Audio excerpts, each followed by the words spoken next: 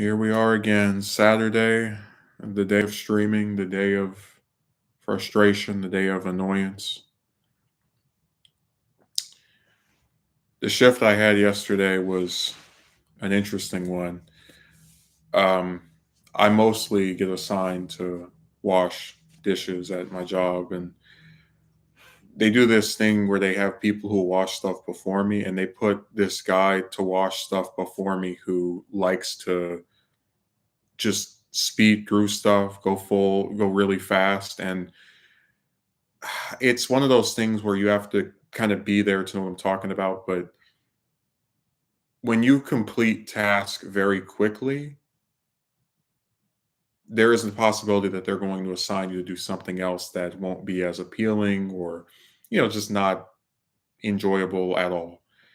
And I get there, I clock in, it's like 5 o'clock. He goes, "Hey, I finished most of the cleaning the dishes." And then um, I said to one of the managers, "Well, I mean, I guess I can go," and I'm joking when I say this. He's like, "Oh no, we did to assist you." And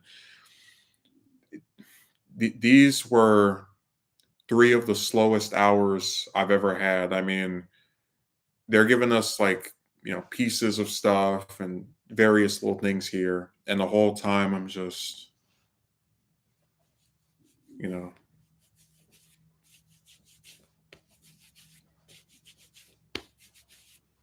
And the problem is that at one point they had me to do something else, and I told him, the guy they put me with, "Hey, can you not go so fast so I can still have something to do when I come back?" And he's like, "Oh, I'm sorry, it's a force of habit. I just go quickly. I can't stop it." And I'm just rolling my eyes because again, it just makes the whole day like less less easy to deal with and he didn't leave until 8, so it was 3 hours of me just sitting here cleaning stuff, a little bit of stuff. So I'm like purposely not going that quick or much slower than I normally would with this person who's just sitting here hovering over me, watching, kind of like just it was awful. And I it looks like we're gonna have a repeat of that either tomorrow, because I go back in tomorrow. They love having me work on Sunday after all, or next Friday. My favorite part is that he Um, yeah, I have that same shift on next Friday. Damn it.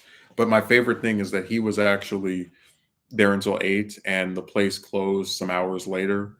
And when they close, they start bringing me all that stuff to wash and I go as, fast as well. And it's really interesting to think of how like the idea behind having two people is that supposed to like have mean that there's less stuff for one person to have to cover. But on a day where it's really not that busy,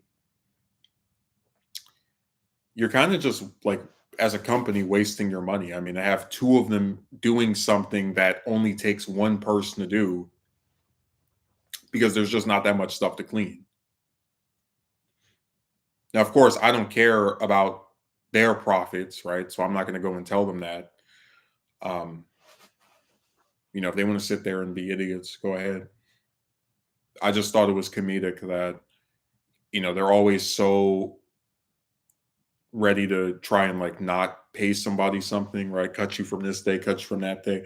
And one of the few times where they wouldn't have been out of line, in my opinion, to be like, hey, don't bother showing up today, to one of us was yesterday. Cause it really I didn't start getting a hefty amount of stuff like to where I would even feel as though I needed to put in actual effort, just like moving quickly until the last probably hour and a half. So for most of the shift, it's just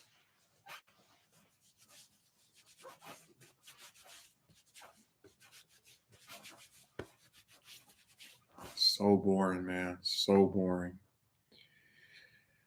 I've also said before that I long accepted that I'll never or probably never will like make or have the possibility or option to make a living off of here.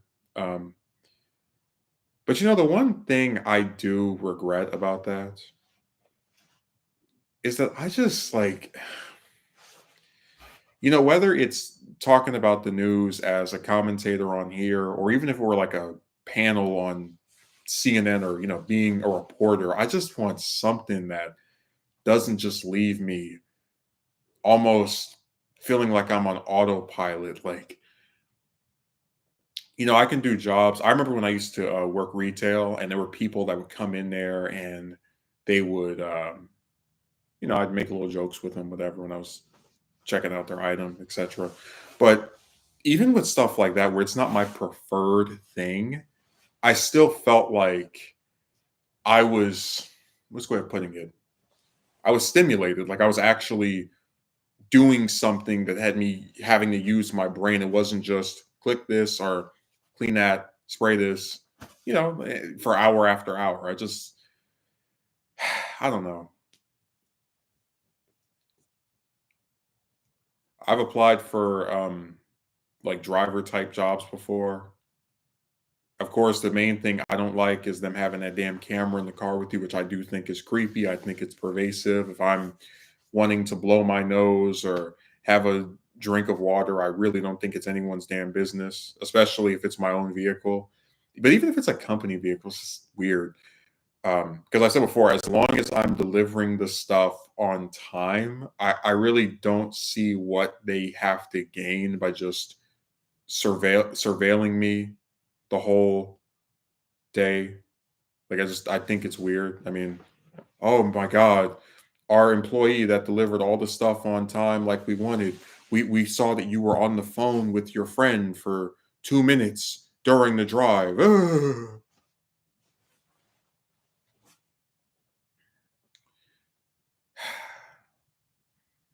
But again, but even with jobs like that, I don't dislike driving. I'm certainly not bored driving. Although I will admit, when it's a long drive, it's hard to do that and not want to play some music. Like I just can't sit there in silence, um, on surface streets.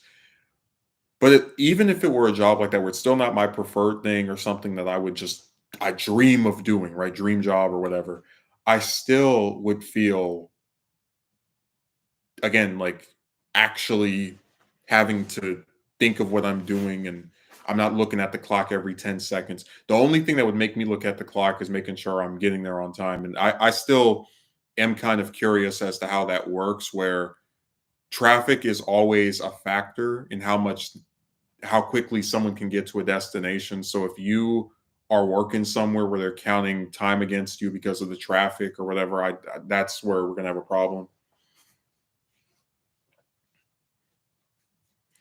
But no, I'm giving it. I've got about 2 more weeks until I reach the year, and at that point, I will start to look for something else more aggressively.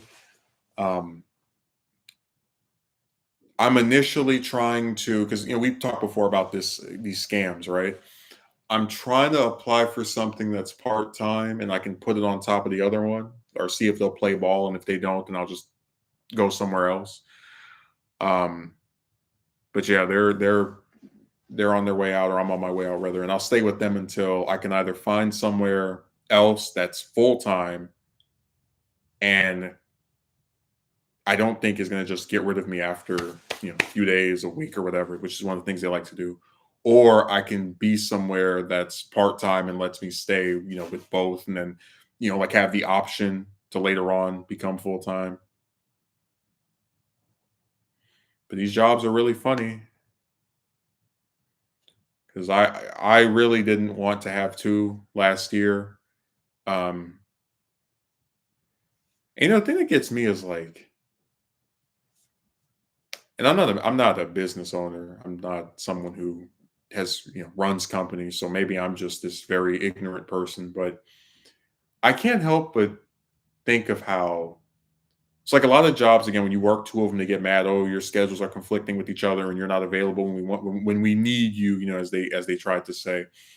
And I can't help but feel like if these jobs hired people and gave them full time shifts and schedules are at least something approaching that, right? 8 hours Monday through Friday, or 8 hours 3 days on the weekdays and on the weekends. Maybe if they did that, they would have employees who actually want to work there, like just at that one place, and not have to try and get a second job to make ends meet. I mean, it's just again, it's that same thing of cut your nose to spite your face, where you don't want to pay people anything approaching overtime, right? So you give them these crappy 4 hour shifts, 5 hour shifts, usually less than 5 days a week, right? Scraping the bottom of the barrel in terms of hours. And so again, you don't want to pay them full time. You give them these little crappy half shifts that are less than a full week. But then you get mad at them when they're like, okay, well, I can't live off of this. I need to work somewhere else too. I have a guy I work with who says that he has two jobs. Of course, I didn't ask him about his second job or his scheduling or anything, but just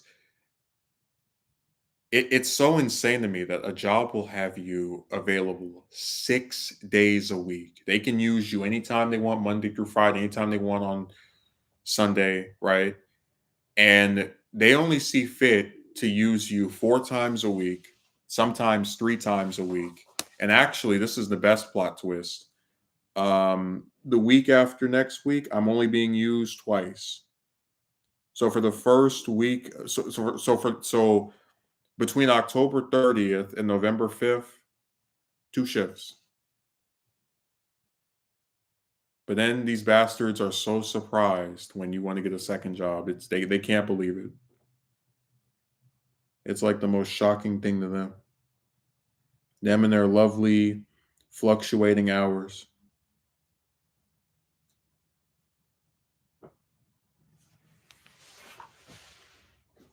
They never consider it. Hey, maybe we would have employees who are around as much as we want them to be if we actually use them full time. It's like you might as well be speaking another language right there.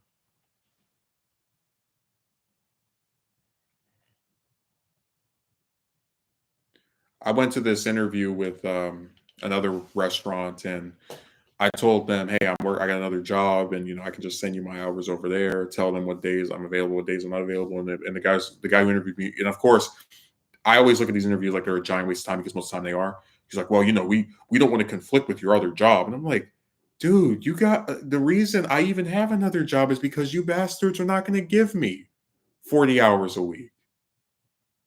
Like, I got hip to that scam a long time ago. Every interview I go to always ask the same thing. How many hours a week do you want? And I say 40. You'll be lucky if you can even get half of that.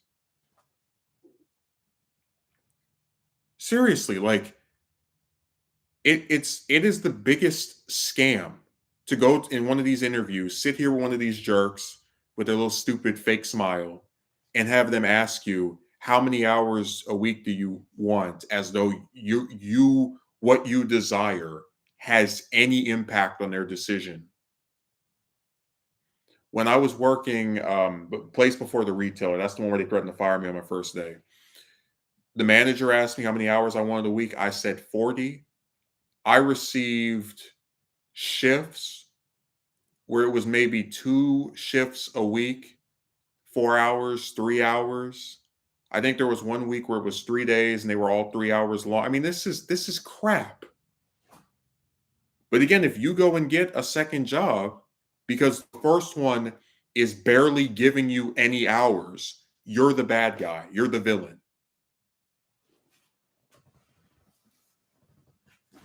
I would give everything to work one place Monday through Friday. You know, it could be 12 in the afternoon to 8 p.m. It could be 8 in the morning to 5 in the afternoon. I don't really like getting up that early, but whatever. I'm okay for, it is what it is. But damn, these places just refuse to use people. And again, it's like I get the overtime thing, right? The companies are greedy. The thing they care the most about will from now until the end of time will always be their bottom line, their profit. I get it. It's something I have long come to terms with. But it drives me insane that they will sit here with their pompous, smug, stupid faces. Be like, I can't believe that someone thinks they can go and work somewhere else and not come to us when we demand that they show up once a week or twice a week. I talk about with my job, the thing I despise the most about them, arguably even more than the, sometimes lack of hours, like after next week it's only two shifts, is that they have hours that fluctuate so much. I mentioned before, I've had shifts that start as early as 11 in the morning and ones that end as late or that begin as late as 8 p.m. in the night. And I said, this really drives me insane because with any job that's worth a damn, there's going to be some consistency, right? Like every shift starts mid-afternoon, late afternoon, early afternoon, early morning. I said that there was one job I had for about a month where I was at this cleaning company, and they would have us come in usually in the afternoon, but on Friday I'd have to get up at 6 in the morning, and then you'd be done with work at 2 p.m. And I despised and absolutely just really wanted to quit over that because again, it's like it's not consistent. Why the hell does someone who gets off as late as 10 or 11 o'clock at night have to come back up there at 6 in the morning?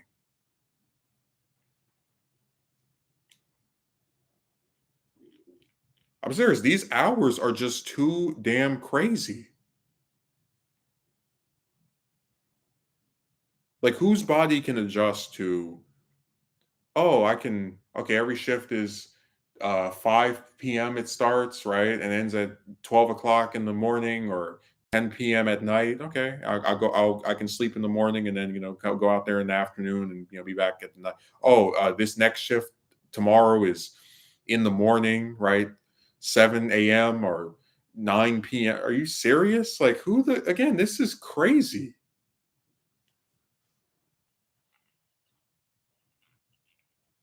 Like, just insane.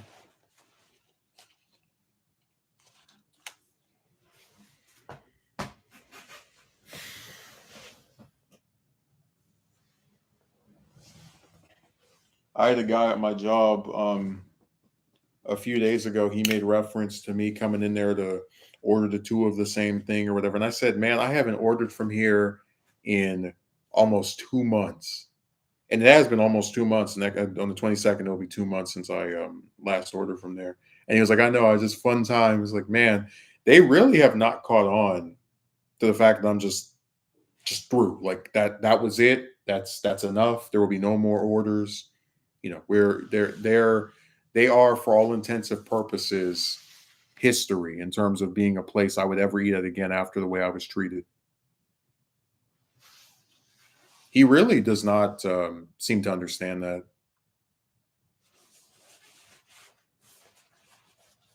But like I said, I'm the kind of person where when you give me a way one way of how something is supposed to be, and then you try to change, I don't really adapt that well to it.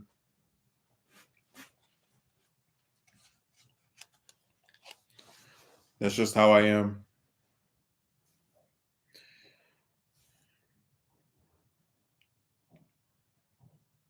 So they're gonna keep on not getting any money from me. No shortage of restaurants and other avenues in which I can get food that are way cheaper than their nonsense.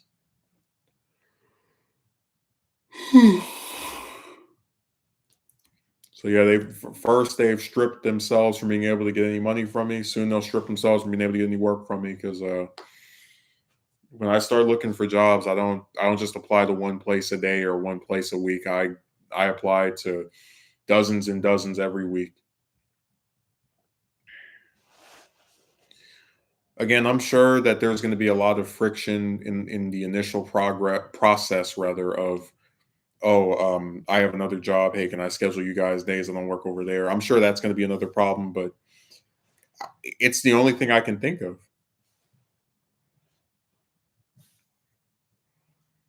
Something that is closer to where I am. I have to drive 30 miles. And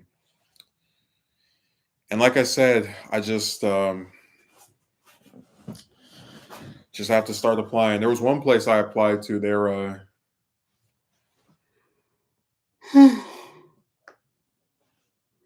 This online group, and I actually held off on finishing the application for about because they posted their thing. It was about 10 days after they posted that I submitted my application, and I remember just thinking to myself, "Man, there is no way that these jerks are going to say anything back to me or are going to take me." And sure enough, they have not said anything. That was, it's so funny how like you can have this feeling that something will go bad, and even like even when you will yourself to still try, you just don't get anything from it.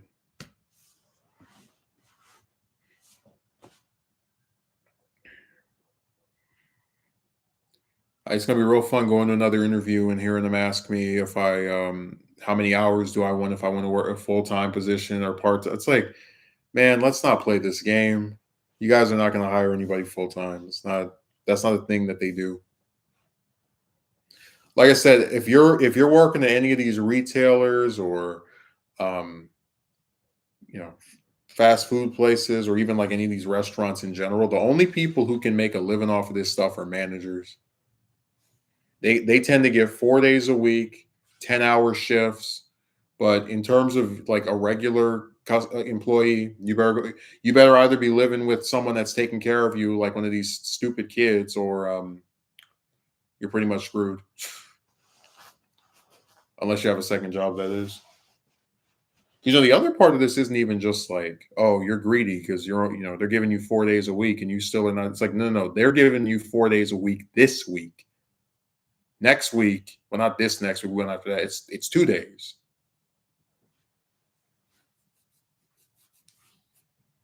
So they are always looking for a way to squeeze some money out of somebody. It's crazy to give you as little cash as possible. That's why when they did that stupid delete you off the schedule for staying overtime or staying longer thing, I was like, yeah, that's it. I'm not staying longer anymore. You guys don't want to help me, then I'm not going to help you.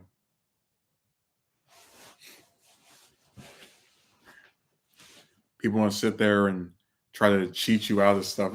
It gets too stupid.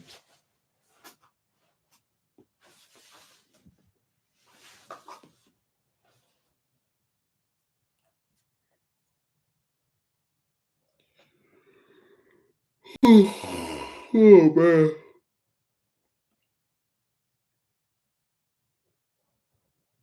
Look on the schedule and see who's there tomorrow.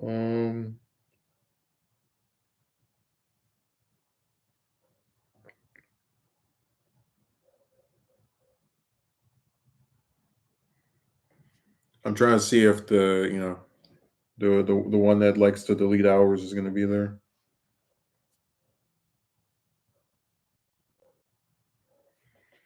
Hmm.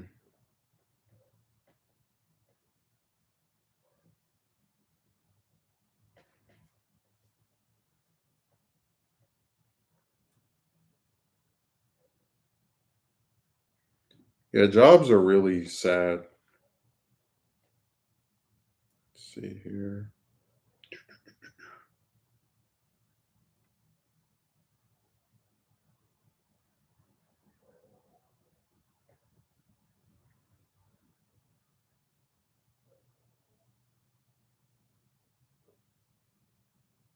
Oh, it looks like she's not going to be in town. Of course, they can always decide to just appear when they feel like it.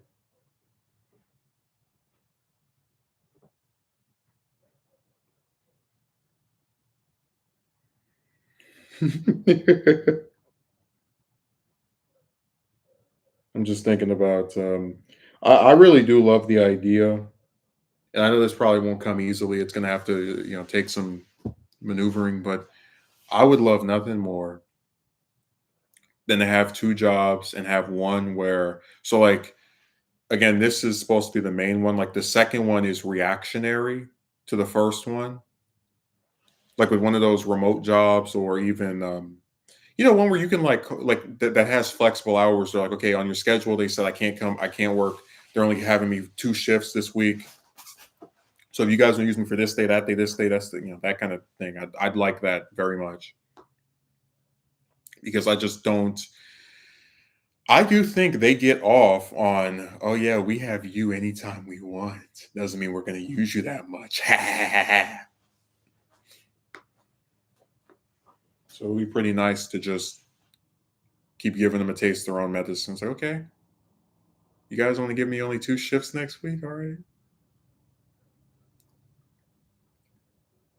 that's okay. That's fine, I guess. It's oh man, it's hard to survive out here when you deal with these people and all their scams and schemes, and it's some really sickening and sad stuff. So let's get to our title now that we've had enough preamble. The mundane existence was a term I coined for people who basically live to just live. They don't really have a long term goal. They're not really passionate about anything. Um, and I think this is to the detriment of themselves and to just society. You know, I have a problem with people not knowing basic historical events, basic historical figures. And I just, I don't, I never come and try to pretend that I'm this genius or anything. I've always said that when I don't know something, at least I'm able to admit that I don't know it. And I think that when someone can acknowledge their shortcomings in terms of, it could be knowledge or something else, right? They'll be more open to just helping themselves to either learn that thing or to acquaint themselves with someone who might know it and be able to assist them in that way. Like someone that came on one of my streams was like, "Oh, people need to learn how to put pieces of cars in themselves," and I was annoyed by that because I think there is merit to a person who does not have experience operating on vehicles, going to someone that does, or a group of people that are professional mechanics, and seeking their helps as to not potentially ruin the vehicle or do something else that might be very damaging to it. At first, when I was having some just crazy car issues with the engine last year, I initially went to get the pieces in that to fix it individually online, and then tried to change the parts myself and just couldn't do it. I had there was stuff on there that was so tightly bolted on that I couldn't get it off. And I said, rather than sit here trying to break my wrist or my arm, how about I get a professional mechanic to use the various tools at their disposal, and they fixed it. But again, it's one of those things where I'm not going to feel bad for not wanting to run the risk of doing something that is dangerous that could end up hurting me or hurting the vehicle or just not producing a desired outcome.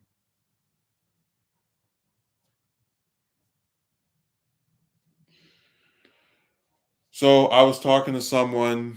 They said they because I just mentioned it's one of those things where the way this stuff always goes is that it'll be like in the flow of a conversation. They'll say something that gets on my nerves. We were talking about people who have disabilities, working jobs, and just how screwed they are in terms of career opportunities because a lot of these places are so, antagonistic to people just over anything.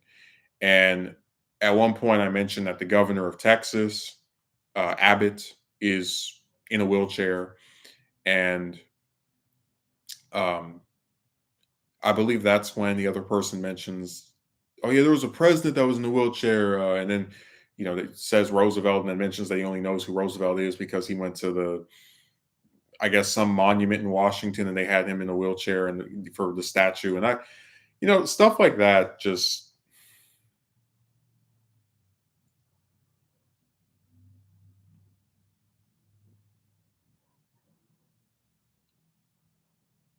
I don't even know what to say.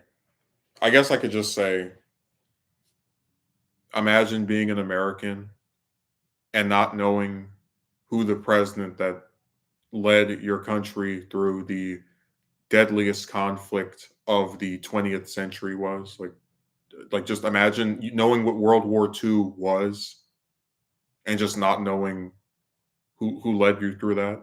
Imagine being able to be eligible for Social Security, right? In like 30 years, 40 years, and you're going to be on that and just not know who made it, who signed it in the law.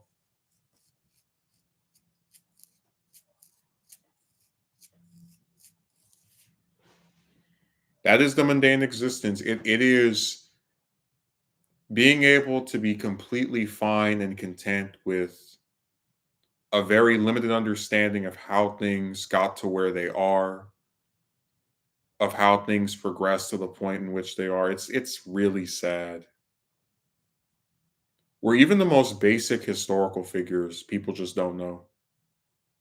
And these are not little children, these are not small infants, these are not kids in preschool and middle school. These are adults. This is a person who went to high school, graduated, went to college, graduated, and they, even if they have like a tertiary knowledge of why the name Roosevelt is significant, they know next to nothing about the man himself. The stuff just really disgusts me. And I was saying that last year when I started the LBJ documentary, it was something I wanted to do for so long, years and years ago, but I never had the materials to do all the different books and whatnot. And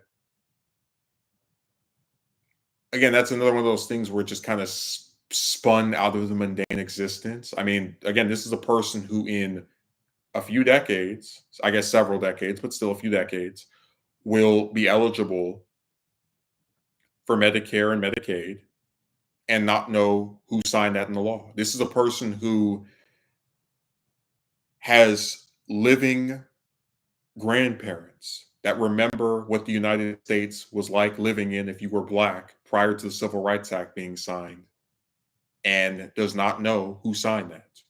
This is a person who is able to enjoy the right to vote without any form of discrimination, in large part because of the Voting Rights Act, and he couldn't tell you who signed that.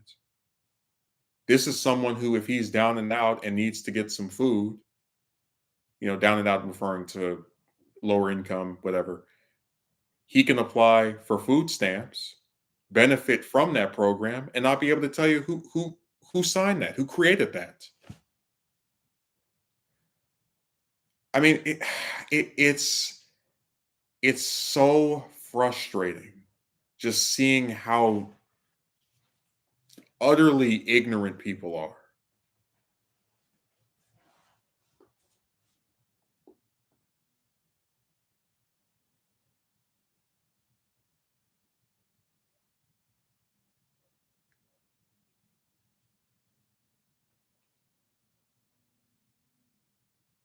I was thinking about last year,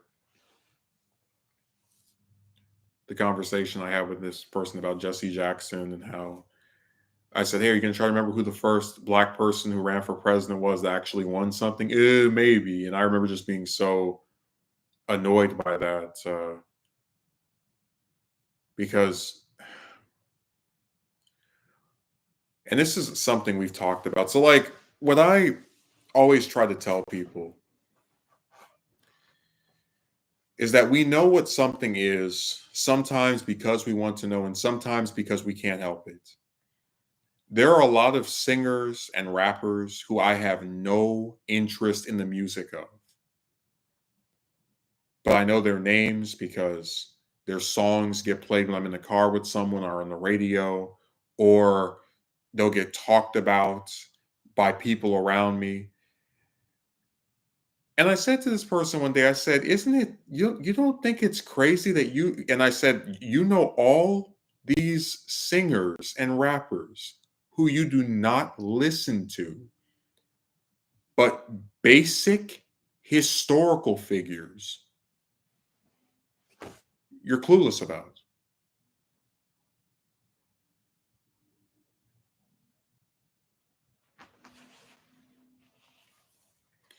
And I said, "Really, to keep a name, I mean, again, like we've been through this before. I've discussed this in the past, but it's like all of these black youths, and when I say that, I mean, ones who are preschoolers, teenagers, you know, early mid 20s, whatever.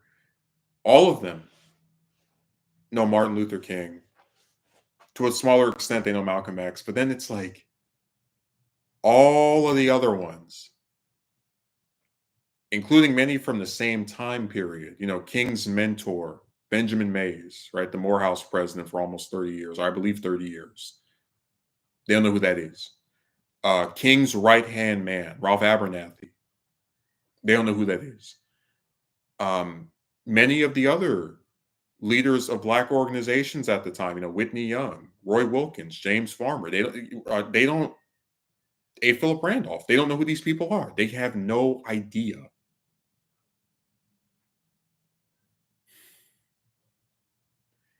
And again, it's like,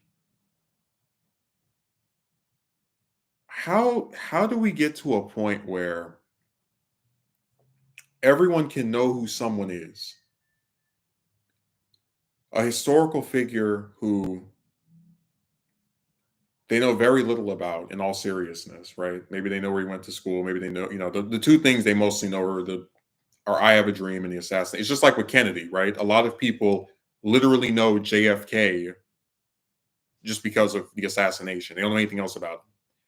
In fact, this person knows about the Kennedy assassination, but couldn't tell you who became president because of the Kennedy. It's nuts. It starts to just get to the point of just pure stupidity, because it's like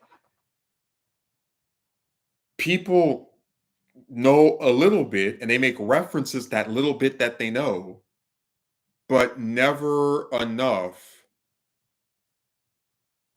to actually be fully aware of something, or of a sequence or whatever.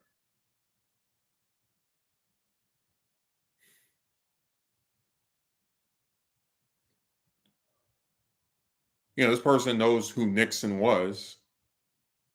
Probably nothing about him besides Watergate, but that's a lot of people, unfortunately.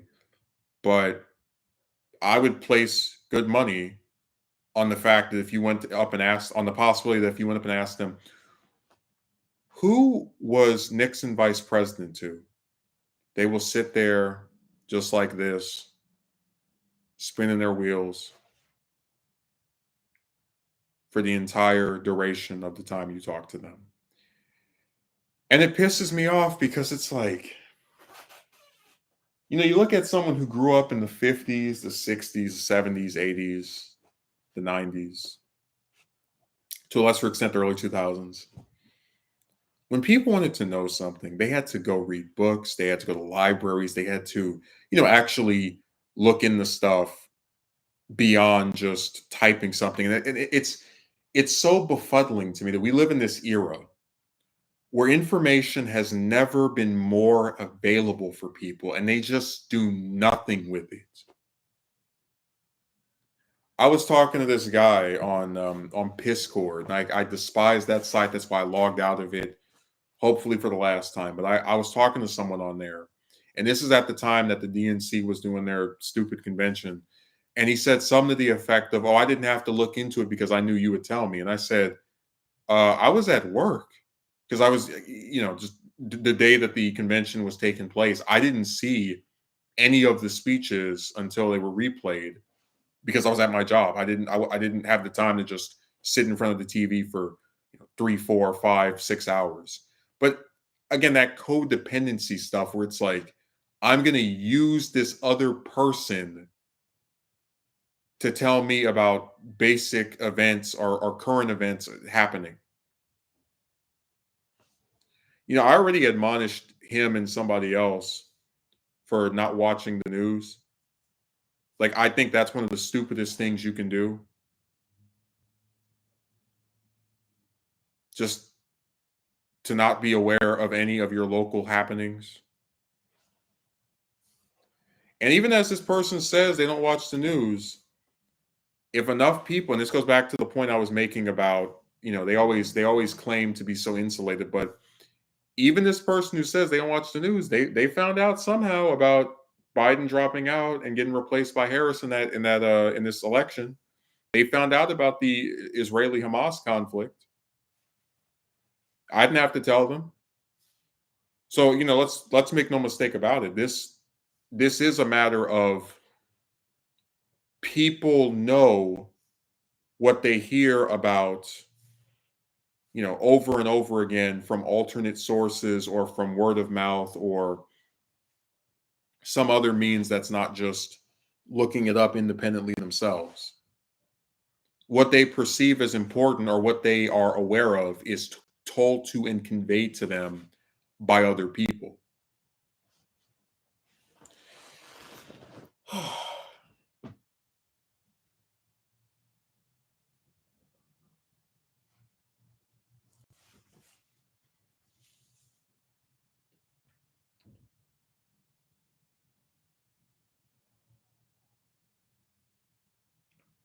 But it truly drives me insane. It drives me insane. It drives me crazy. It drives me nuts. To know that there are human beings in this world who have all the same abilities that I do to read things, to look into things, to be aware of things, and they just have no desire to use any of their skills to do that.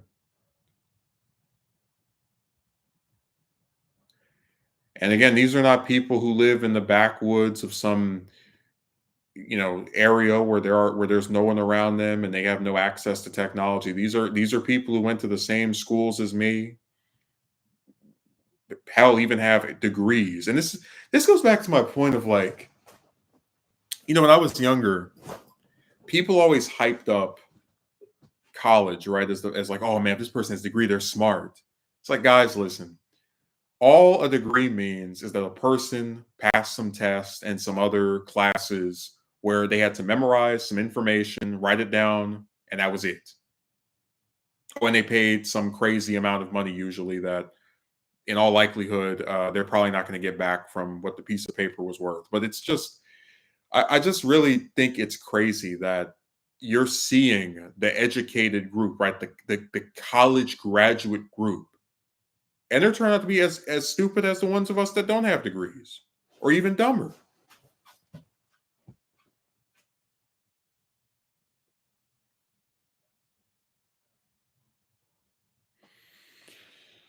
Oh man.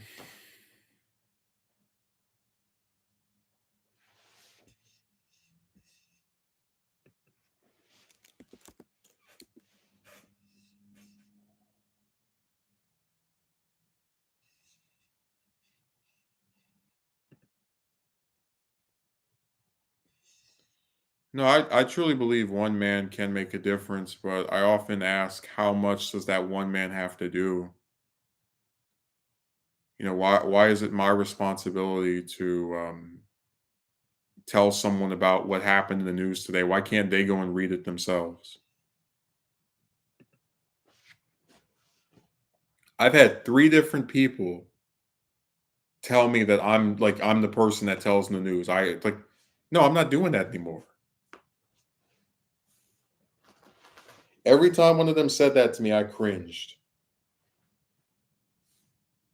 because I don't depend on anyone to give me information. If I want to know something, I go and look it up myself.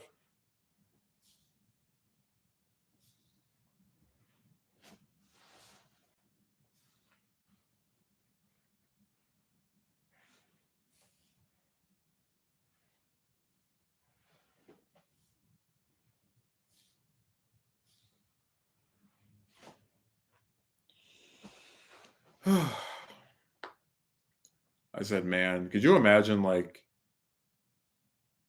if you just picture being a I don't know, one of these black leaders, these different organizations back in the day, 60, 70 years ago, and somebody comes up to you and is like, hey, by the way, those people that you're fighting for, they will not remember you at all. They'll remember probably like two of you because you were horrifically, you're martyrs, right? But the rest of you, no such luck.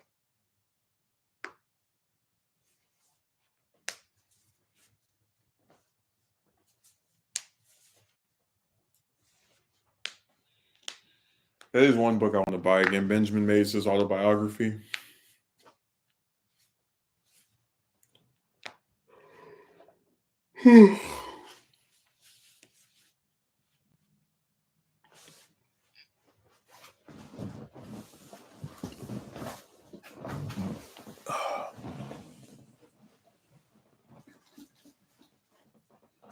Oh, this year was actually the 40th anniversary of his passing. Just realized that. Ugh.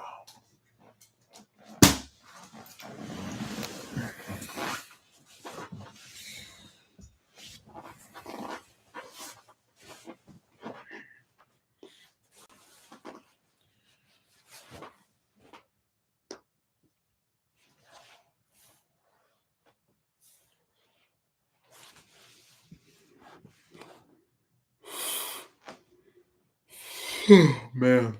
Mm.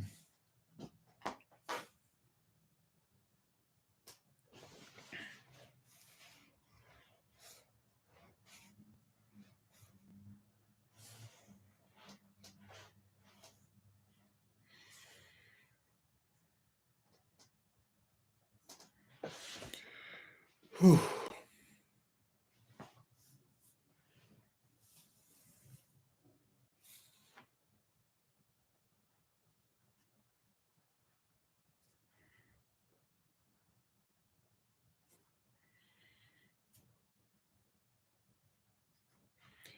You know what? It really drives me crazy that people they just don't care.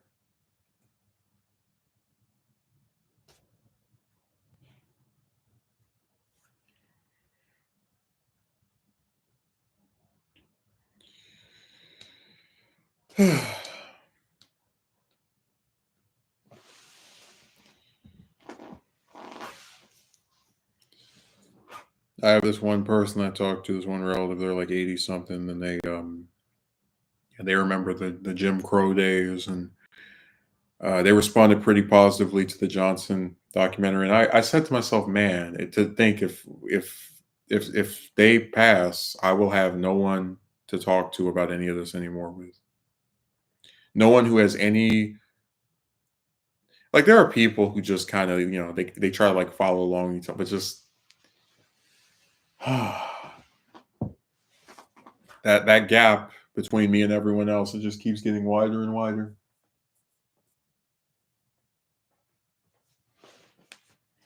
Of course, I'm not talking about knowledge, but just being able to connect in certain ways.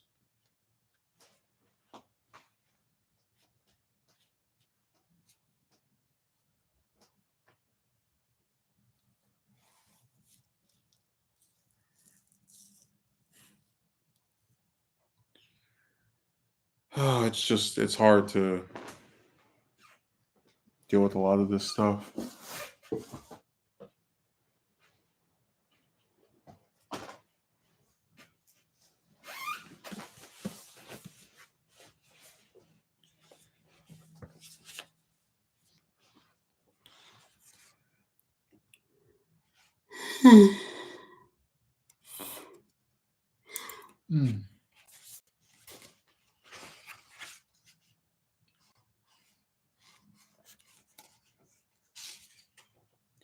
Oh, and I always had an idea, and I'm not going to get too caught up on any of the racial stuff because I just accepted people are stuck in their ways. But going back to what could have been, like the idea of that video is to just ponder, right? Just engage in a little bit of conjecture. And so imagine if, because people are really good about remembering their dad, their mom, someone they knew personally. But like, imagine if blacks held in reverence many of their own departed and actually, treated them like the important people that they were.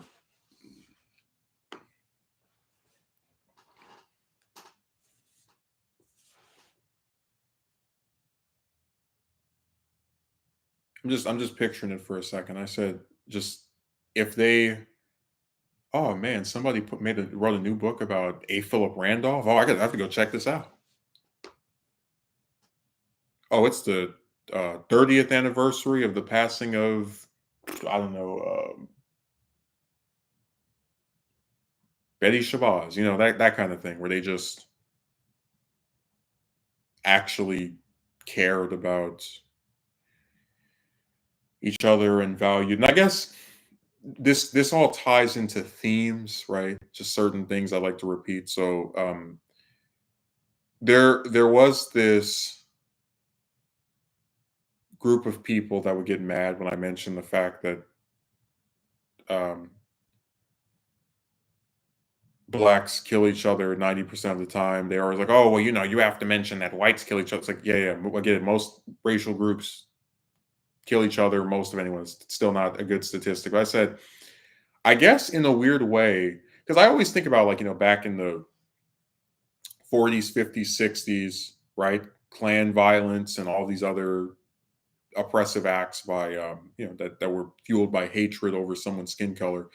I said, I guess in a weird way, it all ties together when you think about how, like, there are blacks who will kill each other with, like, no, just with rapidity, no consequence, whatever, just take a life out, doesn't matter. Have these children that they couldn't care less about the life of, right? That's why they won't help them get something to eat or just basic utilities, right? And always have an excuse for why they can't do this. So I guess in living in an era where we see that type of behavior, it makes sense that they would also not give a damn about basic historical figures, knowing anything about the past, people of the past who shaped the future and the way that things are nowadays. Like, it makes a lot of sense when just all of those things are added in together, where in the mundane existence, all you care about is working your little, usually crappy job and going home to eat your little food or whatever and getting up the next day to do the same exact stuff again. You have again a tertiary interest in things that people are currently talking about, but anything besides that, anyone besides that can just go jump off a bridge. They're nothing to you.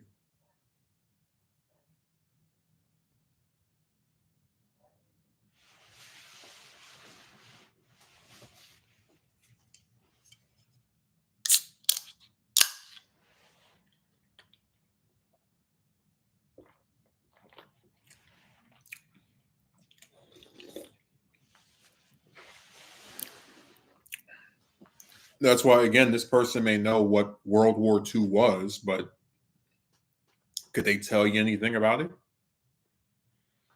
Like, literally anything? How long did it last? How long was the U.S. involved in it? What caused the U.S. to enter it? Who was president of the U.S. during it? What were the name of the two factions? Who were the principal powers of the two factions? I mean, like, just, could they tell you anything besides it was a war that involved the world, and there was this one German chancellor. Like, I'm just saying, it's sad.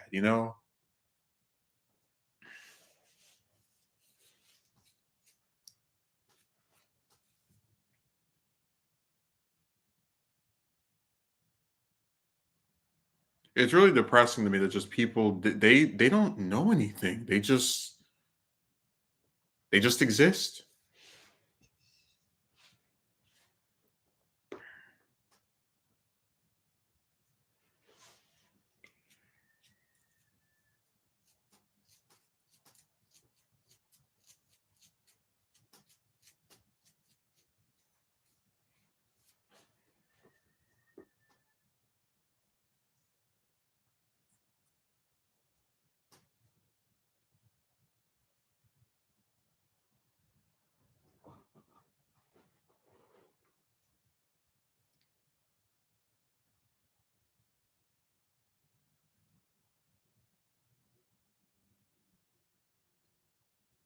The whole thing is just really I'm tired of the codependency. I'm tired of the ignorance. I'm just sick of all of it.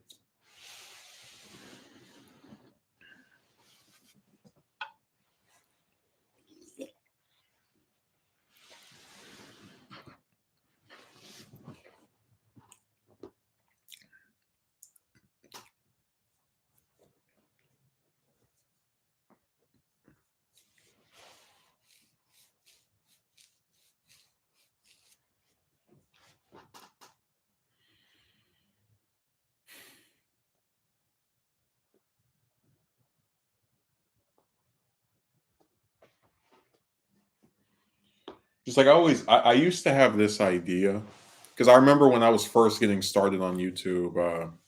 When I first started like regularly putting stuff up, there was a guy I was talking to um, who said something to the effect of, "Oh, well, maybe the topics are not appealing to people." And I was just like ready to have my eyes roll out the back of my head because I said, if that's true, if people and I heard someone else say the same thing some years later. I was like, listen, there is little to no topic that there is not an audience for.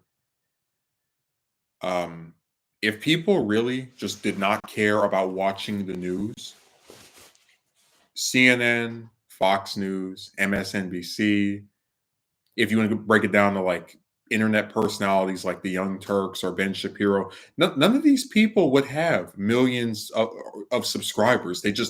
No one would watch them because in this scenario, no one would care about the news. But the fact that they have millions of people that watch them, in many cases, billions of views, shows that there was an audience for this. And it's such an unproductive way to look at things. Oh well, the things you talk about are just not interesting. It's like, how would they know it's not interesting if they don't watch it?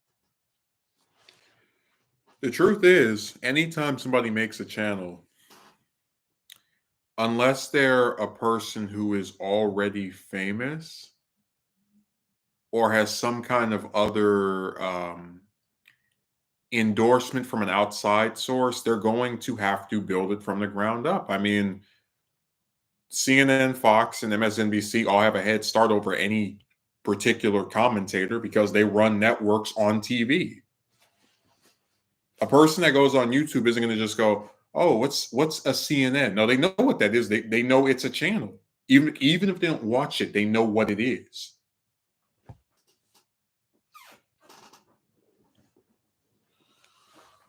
Oh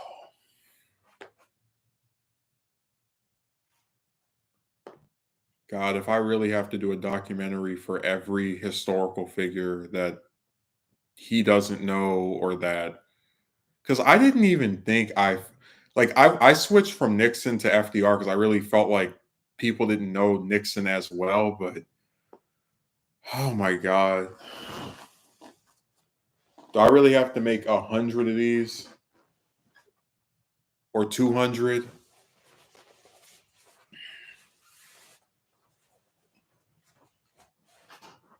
I hope I don't have to.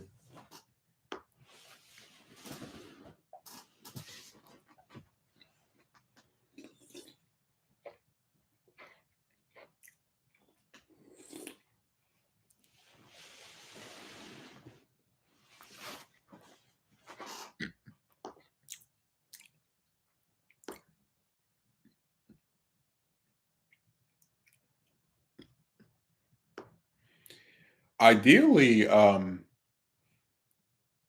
like I never was particularly that obsessed with just doing Black history content, but I mean, I'd be all for it if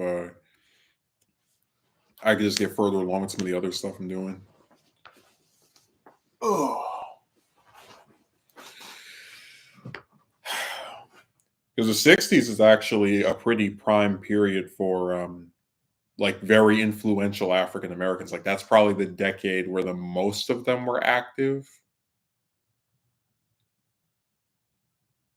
Like in the modern day, we don't really have an equivalent to the likes of Roy Wilkins or again A. Philip Randolph or Whitney Young. Like we don't really have people like that anymore. We have some that kind of try that a little bit, like William Barber, but again, most of the ones that people really know are old. Uh, Jesse Jackson is old. He retired from the head of the Rainbow Pack, I believe it is. I believe the name of the organization last year. Um, Sharpton's not as old, but still in his later years. So I'm just saying that like you don't really have those younger people that are out there and pushing for change. And it's just it is a leaderless community. And sure, people will say, "Oh, this rapper, right? This singer is someone who does something," but they're not exactly at the forefront of issues.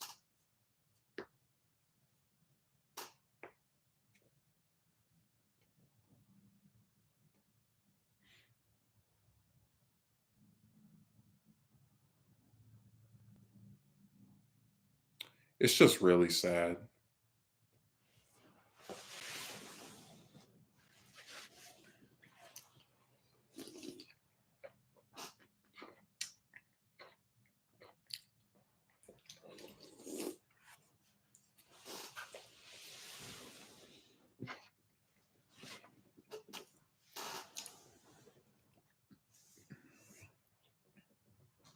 I don't know. I guess I just think about how so much of my like slight glimmers of happiness come from the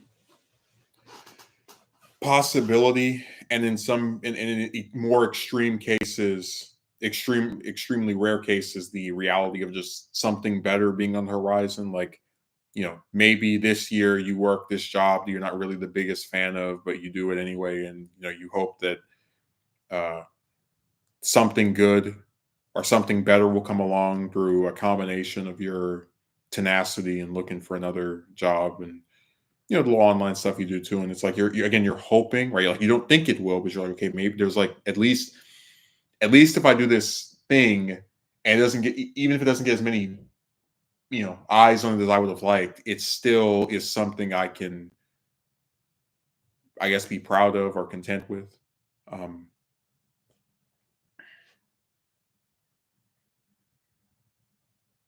I just don't want to be like these people.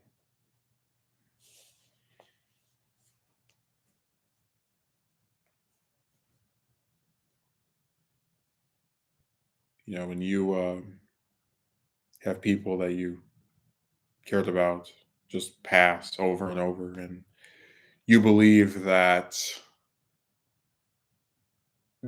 a lot of the relationships you have after that are just lacking or not what you would be excited for, you do tend to get more career focused. Like, okay, at least I was able to make this, do that, go here, you know.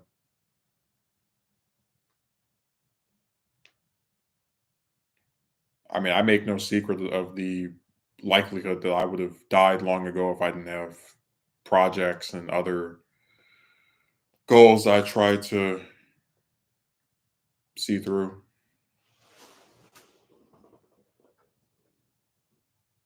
Where did I put my glasses? And you put something down for a second, it just vanishes on you. Damn. Uh, hmm.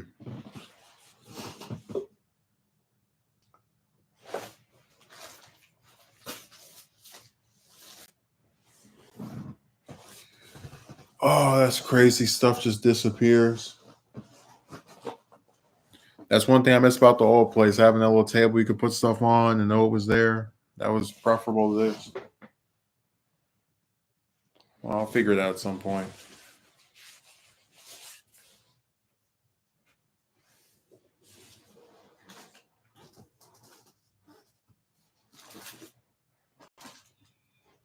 Oh, what it is that I put the visor on there, so I thought I was just seeing the visor. I didn't immediately realize that it was it was still on there. Like I just saw the visor. I was like, oh, I guess that I put the glasses somewhere else. No, they're there. They just have the visor on them. So now you can make fun of me, for not being able to tell which was which or they were connected.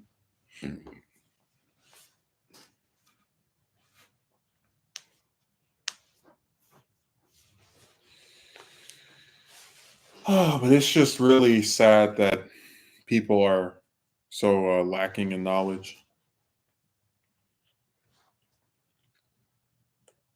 because I don't know how much more I can do in terms of like you spread stuff.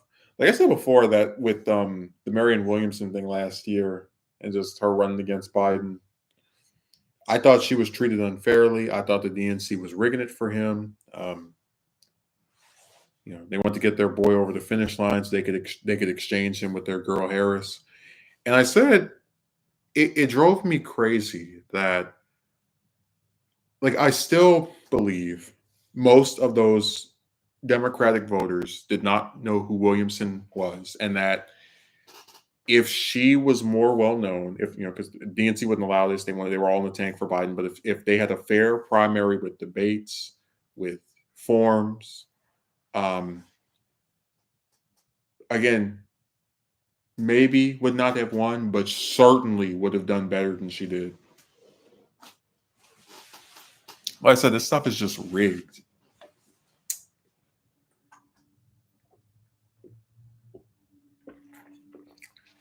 When you're talking about elections, it needs to be understood that not everybody is on social media.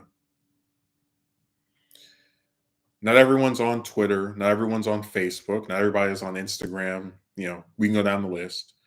So even if someone's stuff is posted over 1 million times, it doesn't mean that it's going to go out and be seen and observed by the populace or whatever.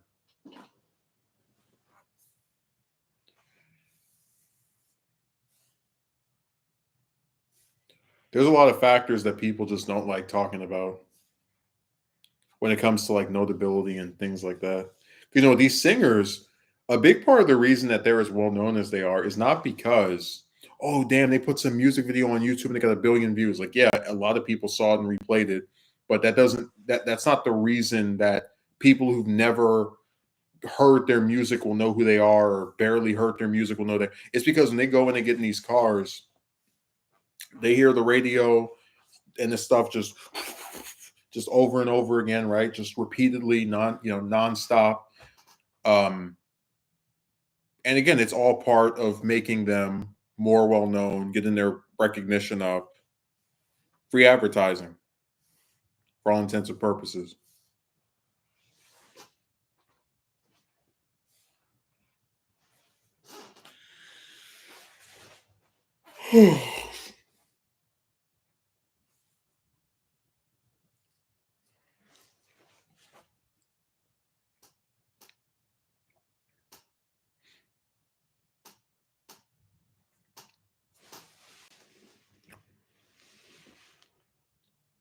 See what the percentage of this thing is. There was a singer I heard on the radio a few days ago.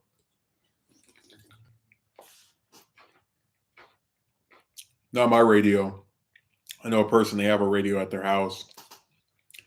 And I said, this is a pretty nice song. So I typed the lyrics in on Google. It's a song that's a part of some album that's coming out, I think, at the end of the month, next month. And I'm like, this name seems familiar. I feel like I've heard of this person before. So what I did was I went to their iTunes and looked them up. And I clicked on the song, and it was something I'd heard, 15, 16, 17 years ago. Or something I certainly had heard before. But yeah, it's an example of how fame is just something you can't quantify. It's something that is only achieved. It's like this. People don't know who Martin Luther King is because they actually gave a damn about the civil rights movement, and they know all the different events, and he was at the center of it. They know who he is because of the holiday. That's it. They know who he is because of the holiday, and that's pretty much the only reason. This is reflected in the fact that if you go and you ask these people, hey, can you name some events from that era? Montgomery bus boycott, the Poor People's Campaign, anything besides the March on Washington and that one horrible day in Memphis, Tennessee. Can you name anything besides that? Nope. Okay.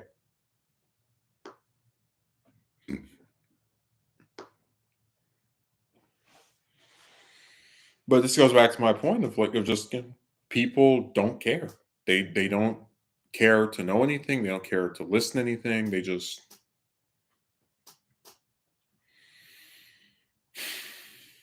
and also the other point of that is the fact that they don't look that stuff up. It's presented to them. So again, when they get that day off, they keep hearing the name, or the acronym, not acronym, the initials MLK, and they're like, oh, okay, that's a person.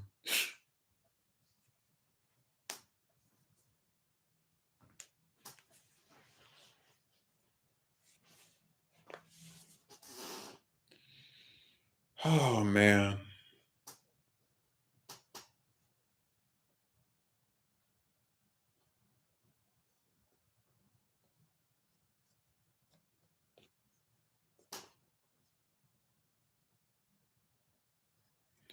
It's a sad era, man. People have more access to information than ever before, and they do nothing with it.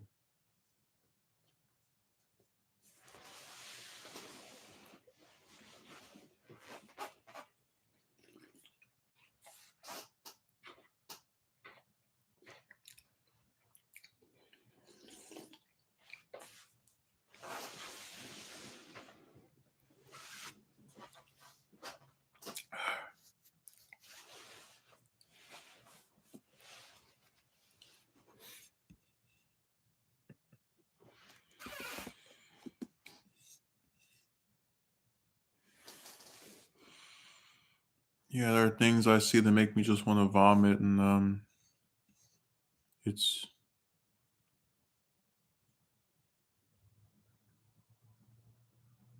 getting more and more absurd.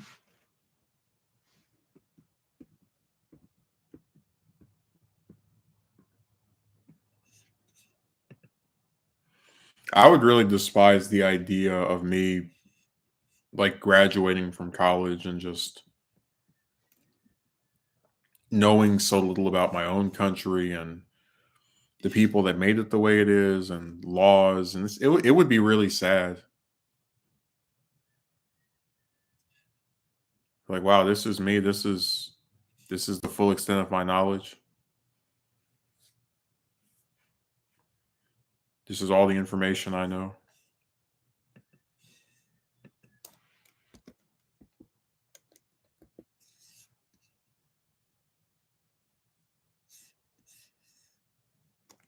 This is as far as I go in terms of what I can tell people and what I remember and what I'm aware of.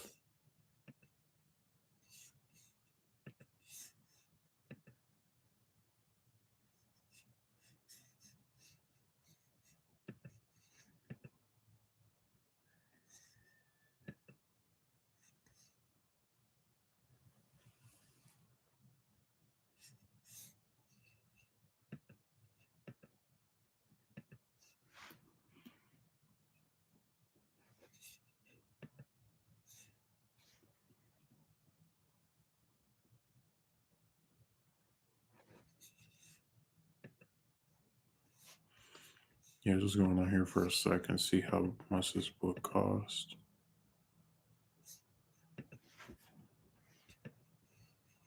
$26. I feel like I can probably get this for half the price on eBay. Just a hunch.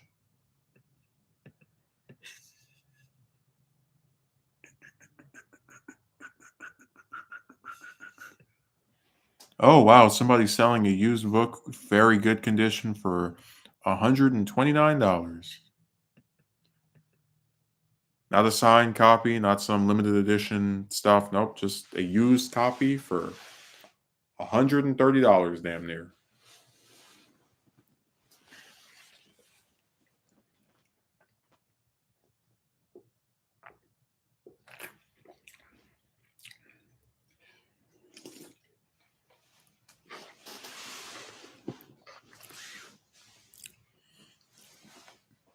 Mm.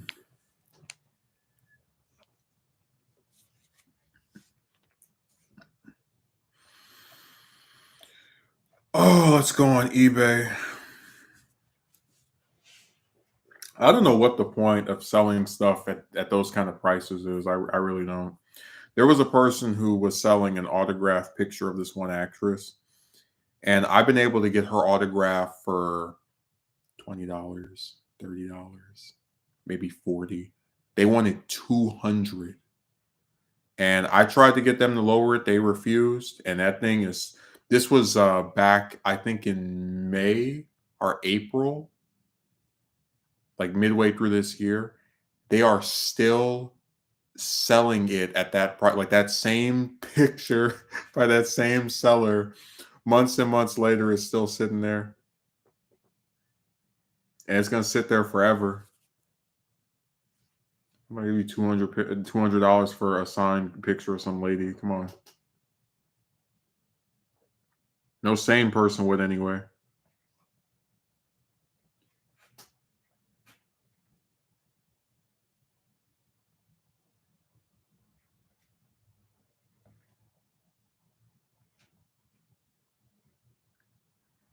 It's like, oh yeah, I will definitely go and buy this book that you can get for $7 on eBay for 129 on Amazon. Yep, totally makes sense. Very brilliant.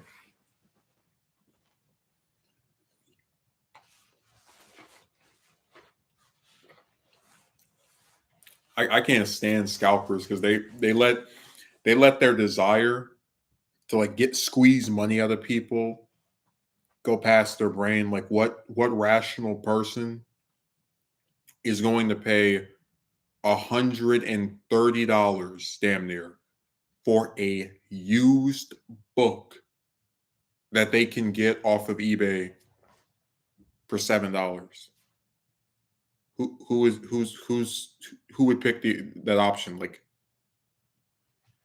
just clueless, man.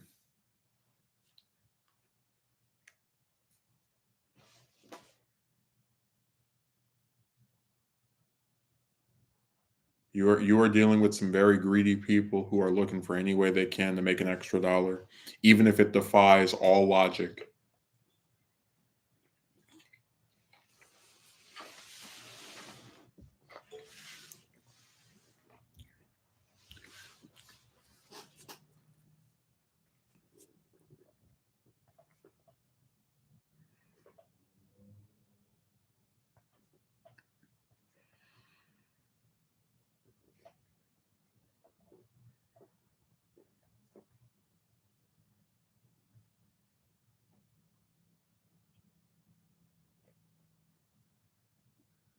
People are just so crazy.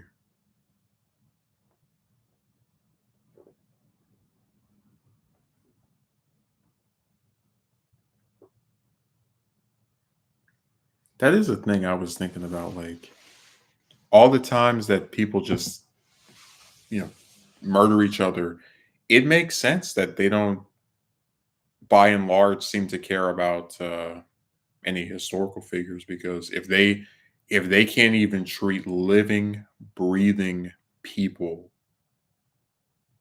with any semblance of humanity, then why would they care about someone who's no longer with us, right? If they don't even care about themselves, why would they care about somebody else?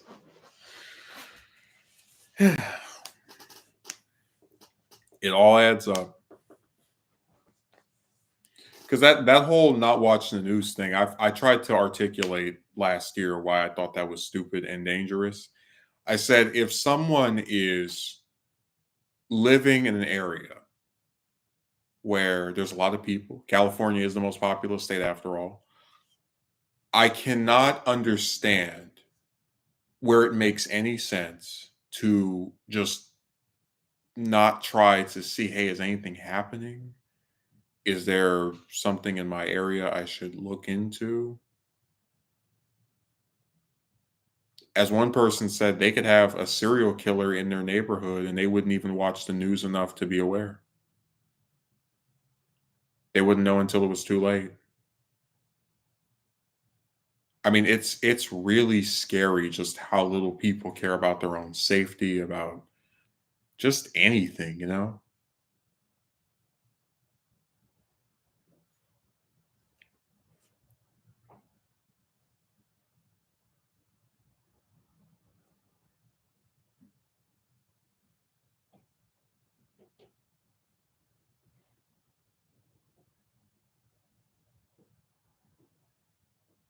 Oh man, looks like we have another one of these things. Oh, perfect. We're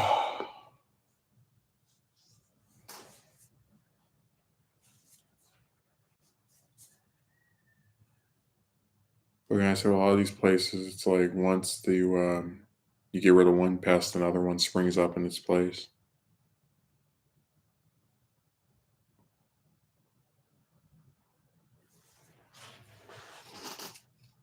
I'm dead serious about that too.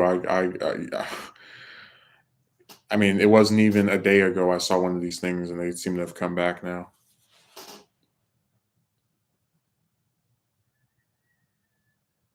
I guess we'll see for sure in the next day or so.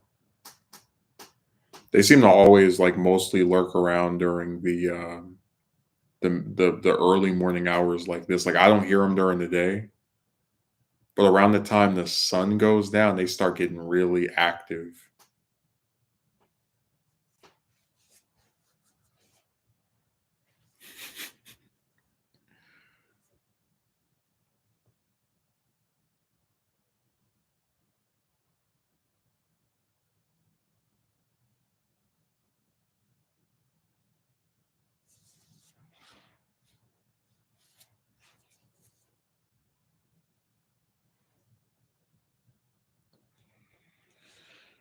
Yeah, I am definitely looking forward to hitting the hay because I haven't been able to. Like I had a pretty good rest when I finally went to sleep yesterday. It was like I think 5, 6 in the morning, and I woke up around 1, and I just pretty much instantly left to go to run my errands, go and pick up this new charger, and then get some stuff from the market, some supplies. But now that I'm back here, I can just kind of relax a little bit, enjoy my day off, try to squeeze as much work into it as I can. Mm. Every Saturday, I keep saying I'm gonna go to this damn library, but I guess I just gonna put that off indefinitely. Mm. Let me see what's next Saturday. Today's the 19th. I guess the one saving grace is that I don't work. Let me see. Let's see here. Oh yeah, I do. Never mind. The day after that. So it'll be the one after that that I don't have to go in. Oh, I was talking about software updates.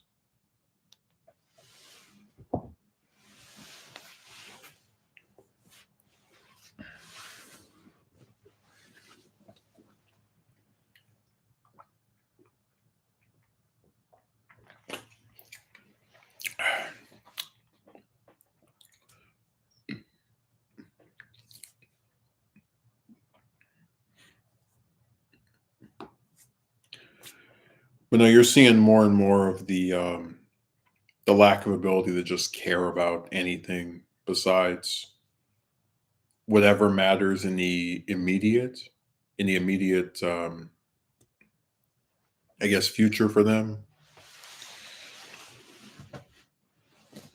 Like obviously people learn to drive so they can go and pick somebody up or go to the mall or whatever, right? Go to their job.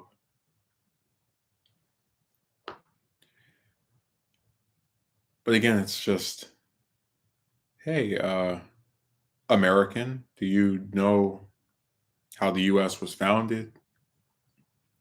Who founded the US? Maybe when it happened? The war that made us have independence. Any of the first 10 presidents besides the first one? That was always what just I thought was so insane to me. Like, even a basic figure like John Adams. Hey, who's the second US president? It's literally the first vice president, the first president whose son also became president. It's nuts. Oh, this lack of knowledge, man. It gets it gets really infuriating. I shouldn't even say a little. It just gets infuriating. It drives me crazy. Driving me crazy.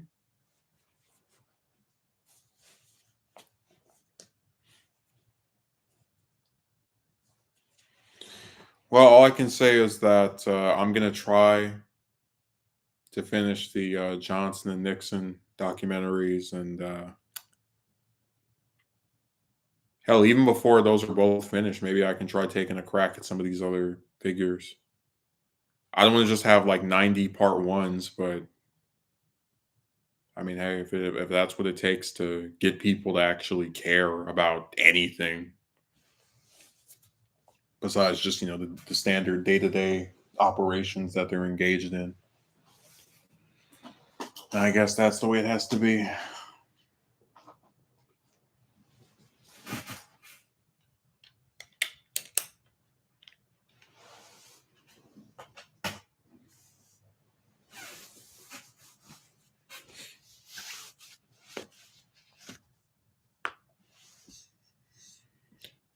I don't know. I think it's hard for me to pick one, because I'm divided. It's like I really like Benjamin Mays. I really liked his autobiography. I need to go get another copy of it.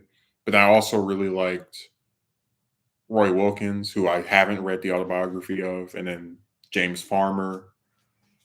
Um, again, it's hard to pick one. Of course, I could, just go, oh, I'll do each one after the other, but eh. Again, the more stuff I put on myself, it gets a little daunting. That's why, as much as I like Carter, I kept holding off on doing or starting a documentary on him because I just felt like I couldn't do it without, thinking, oh man, I've only have one part of FDR and only have two parts of Nixon. I haven't done Johnson part 7 after what 4 or 5 months. Like it just it all started, getting to me. I was like, oh, I need to go and do this other thing.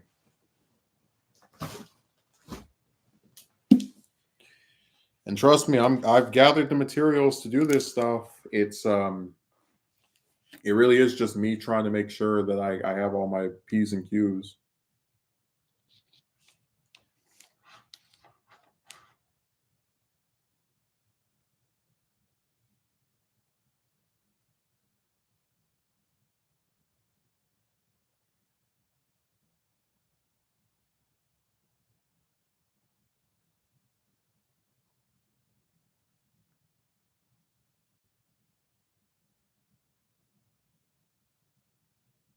Yeah. Oh boy.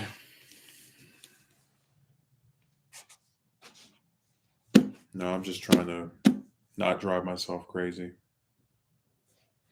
Like I said, there's a lot of important historical figures and people that are currently alive, and I hope that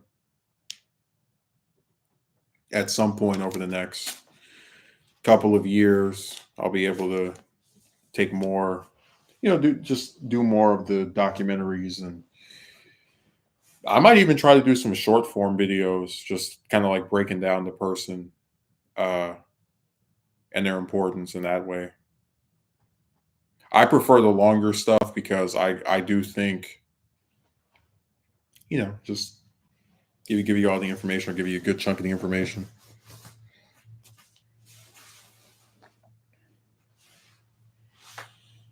Mm.